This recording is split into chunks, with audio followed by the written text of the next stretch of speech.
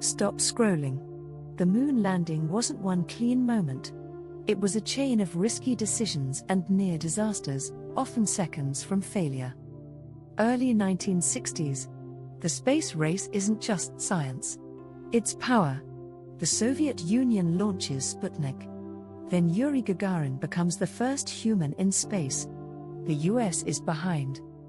President John F. Kennedy makes an impossible promise: land a man on the moon and bring him back safely before the decade ends. NASA commits, fast, because losing the moon means losing global confidence.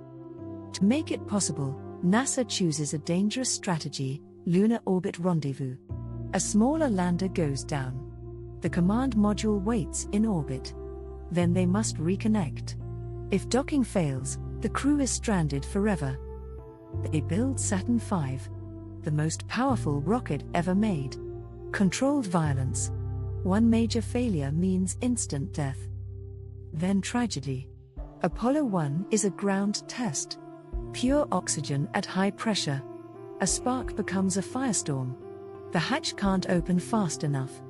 3 astronauts die in minutes. NASA stops and rebuilds. They redesign wiring, materials, procedures, and the hatch. The deadline stays, but now every mistake has a cost. By 1968, NASA is behind schedule. The lander isn't ready. So they gamble. Apollo 8 goes to the moon without landing, first humans beyond Earth orbit. When they pass behind the moon, radio goes silent. The world waits. Then the signal returns.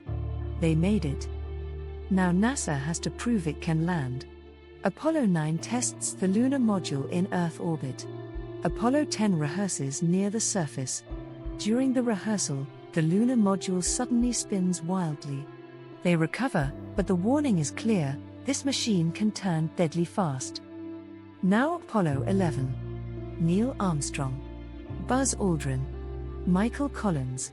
Armstrong is calm under pressure. Aldrin is intense and precise. Collins will orbit alone as the lifeline home. July 16, 1969. Launch day. Saturn V roars. The rocket shakes. Any serious anomaly could trigger an abort. But stage by stage, it works. Apollo 11 reaches orbit. Then comes the point of no return: trans-lunar injection. The burn that sends them to the moon. Earth shrinks behind them. For 3 days it's navigation, system checks, and fatigue. A small mistake could mean missing the moon and drifting into deep space. They arrive in lunar orbit. The mission splits. Armstrong and Aldrin enter the lunar module, Eagle, and undock. Collins stays in Columbia. And when he passes behind the moon, he's completely alone: no radio, no contact, just silence. Eagle begins descent. Then the nightmare. The computer throws alarms: 1201, 1202. The guidance computer is overloaded. Mission control has seconds to decide.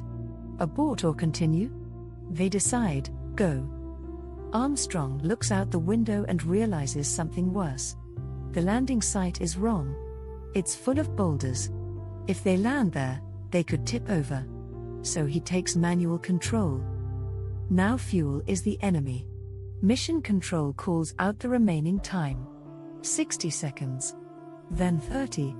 Dust rises. Visibility drops. The lander feels unstable. Armstrong keeps searching for a safe spot. Then, contact light. They're down. Armstrong delivers the line that releases the planet's tension: Houston, Tranquility Base here. The Eagle has landed. Hours later, Armstrong steps onto the lunar surface. The image is grainy, but the moment is real. Aldrin follows and calls it magnificent desolation. They plant the flag, set up experiments, and collect samples, always watching oxygen, power, and time. Then a detail most people never hear. Inside the lunar module, the ascent engine ignition switch is damaged. That switch starts the engine to leave the moon. No switch means no liftoff. No liftoff means dying on the moon. They have no checklist solution. So they improvise. They use a small tool to trigger the switch mechanism, and hope. Liftoff time. They arm the systems. A split second of nothing. Then thrust. Eagle's ascent stage lifts off the moon, leaving the descent stage behind. Now they must rendezvous with Collins in orbit. Docking is precision at extreme speed. Miss it, and there isn't unlimited fuel to keep trying. But they connect. Contact. Latches. Reunited. Now comes the return to Earth. Re-entry requires a tiny safe corridor. Too steep and they burn up. Too shallow and they skip off the atmosphere back into space. The margin is only a few degrees. Plasma forms around the capsule. Communication dies. Radio blackout. It's expected, but terrifying. If the angle is wrong, the blackout never ends. Then a crackle. They're alive. Parachutes deploy.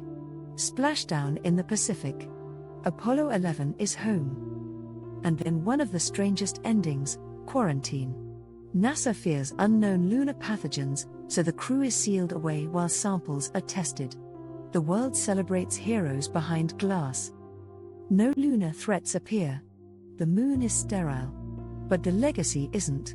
Apollo 11 proved the impossible could become scheduled. If you want more stories like this, from ancient empires to modern breakthroughs, follow for more short history.